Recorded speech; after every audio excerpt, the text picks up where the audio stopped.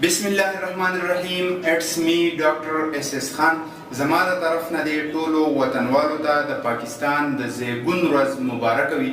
دا وطن د الله پاک یو ډیر لوی نعمت دی او دې وطن لا الله پاک ډیر ښایستونه او ډیر نعمتونه ورکړي دي. خو زما په نظر کې د ټولو نه لوی نعمت چې دی هغه دا دی چې په دې وطن کې هر 50 کیلومتر وروسته ثقافت یعنی کلچر هغه بدلیږي او دغه کلچر چې دی دغه د کپړو د انداز نه واخله د خوراک او بیا د ژوند جواک د طریقو پورې هر څه د یو بل نه مختلف دي او دا مونږ مس انټرپریټ کړی دی، مونږ د نفرت ذریعه ګرځولې ده.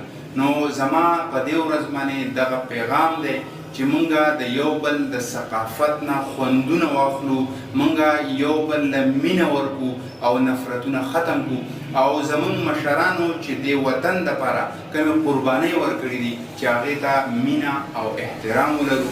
ډیره مننه. ښاد، آباد او بریالي اوسئ.